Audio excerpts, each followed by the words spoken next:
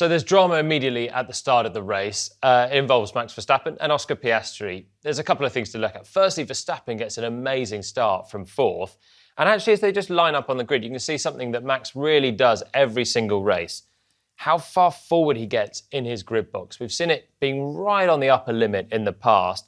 But you can actually see the yellow line here, which is the driver's eye line for where to pull up, because you can't see the front of the grid box. And Max is actually over the front of it, but he's still in his grid box, right on that white line. It's good. And you can see in comparison to some of the other drivers around, Lando, not bad, but Max further ahead of him. And then when you look at even the Ferrari there of Carlos, and you look at Oscar with the white line and the yellow line as a reference, you can see Max actually takes a little bit more distance into the first corner for the start. He's right on the edge of that grid box. And he does this all the time. So just a little nuance there for Verstappen. But as the lights go out, Max also gets an unbelievably good launch. So he's immediately up the inside of Carlos Sainz. And now he fancies a run at Oscar for second place as well. Behind, you've got George Russell side by side with Pierre Gasly. And Russell isn't so aggressive. And he actually loses the place to Gasly, which is going to cost him later on in the Grand Prix. But Verstappen sends it down the inside.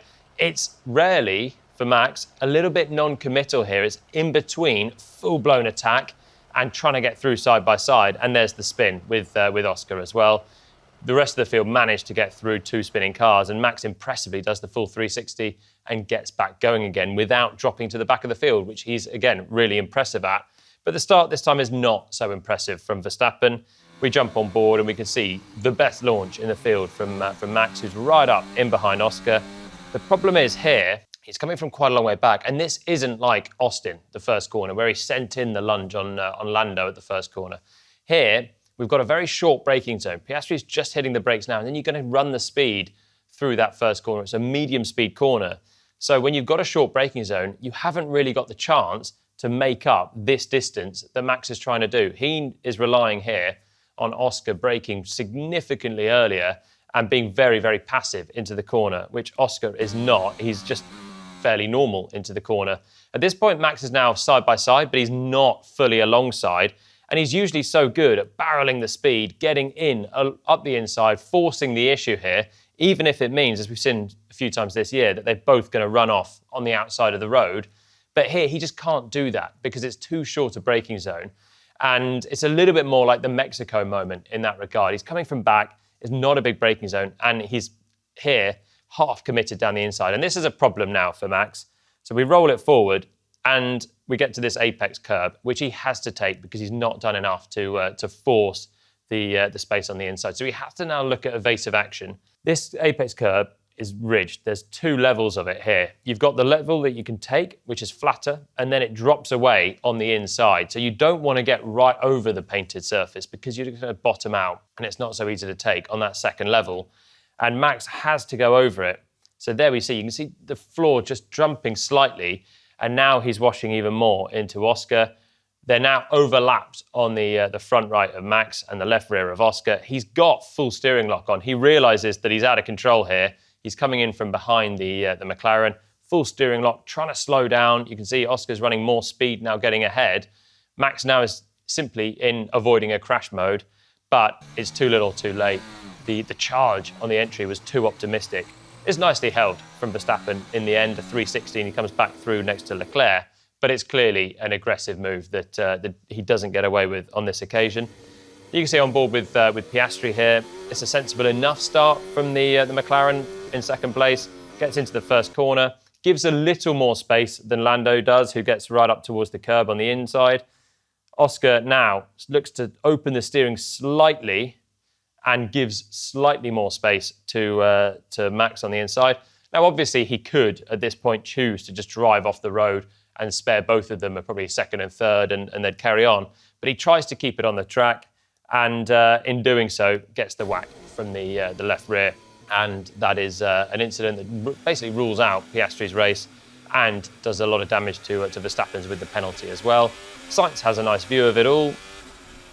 Verstappen's moved to the inside, not getting fully up the inside, and you can see now the sparks from underneath the car as he's just pitched onto that second layer of curb. He's not really turning from there, and then They're not far away from both getting through this one, but it's just not quite happening for Verstappen. He couldn't quite get the rotation of the car. They're running wide, and now Sainz is left in a bit of a pickle here. What do you do when you've got cars like that across the road? Quite a difficult scene to try and compute at high speed for the Ferrari. But he simply backs off, waits for them to skittle off in different directions, and then through he comes, parting his way into second place. And that now is race on at the front, and it's massively constructors' battle on as well, because now you've got one McLaren and one Ferrari at the front of the race.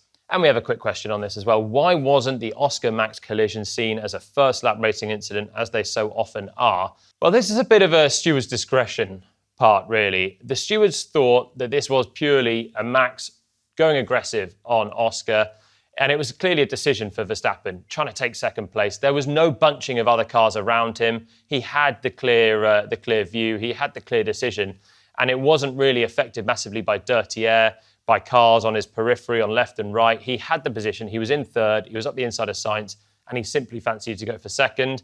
So the stewards thought, actually, there's not the mitigating circumstances there are perhaps in the Nico Hülkenberg case from Qatar just a week ago, when he was in the pack on hard tyres, cars all around, and he just had a simple accident of spinning the car. Here, they thought this was actually an aggressive move from Verstappen, tagging Oscar Piastri in the process, and they both fell to the back. So they gave him a penalty. And Max kind of took the collision on the chin, saying sorry to Piastri. Was surprised that they didn't call it a first-lap incident, but I can kind of see both sides of this one here. Sometimes you get away with it, sometimes you don't, but in this one, I can see the logic in a way, really. Verstappen's certainly the aggressor, causing a collision and taking the penalty. I went up the inside. Of course, I was not all the way alongside, so I tried to then back out of it on the apex, tried to run onto the curb, but the damage was already done, and we clipped with of course, Oscar's left rear with my right front, and that was really unlucky. I mean, I hate coming together, and it was just really, swear word. And it was just, it's not what I want to happen, of course.